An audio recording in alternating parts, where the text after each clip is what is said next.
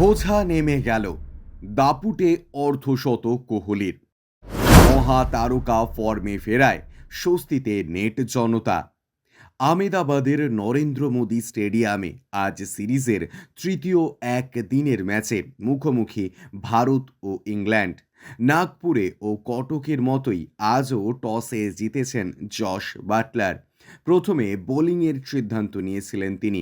Bat হাতে আজ শুরুটা ভালো হয়নি ভারতীয় শিবিরের। দ্বিতীয় ওভারের প্রথম বলে মার্ক উডের একটি দুর্দান্ত ডেলিভারিতে পরাস্ত হন অধিনায়ক রোহিত শর্মা।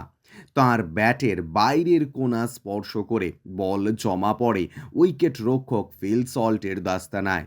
এক করে রোহিত সাজ করে ফেরার পর ইনিংসকে এগিয়ে নিয়ে যাওয়ার দায়িত্ব নিয়েছিলেন শুভমান গিল ও বিরাট কোহলি।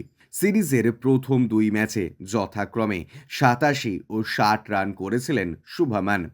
আজও সাবলীলই দেখিয়েছে তাকে, কিন্তু চিন্তা ছিল বিরাট কোহলিকে নিয়ে।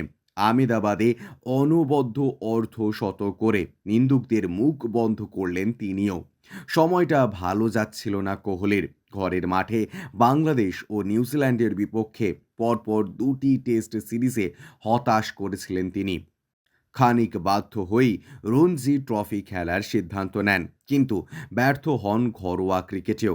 রেলওয়েজের অখ্যাত পেসার হিমাংশু সাংওয়ানের বল তাঁর ব্যাট ও প্যাডের ফাঁক দিয়ে আছড়ে পড়েছিল অফ স্টাম্পে।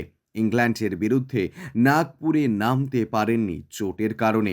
কটকে মাঠে ফিরলেও তাঁর ব্যাট থেকে এসেছিল কেবল ৫ রান। মহাতারকার মধ্যে আদৌ কি বেঁচে রয়েছে ক্রিকেট, আঙুল তুলতে শুরু করেছিলেন অনেকে। আজ যেন সেই সব অপ্রিয় প্রশ্নের জবাব দিতেই মাঠে নেমেছিলেন তিনি।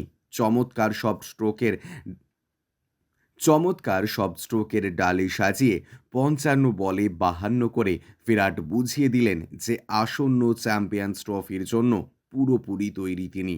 ব্যুরো রিপোর্ট, ইউজে নিউজ।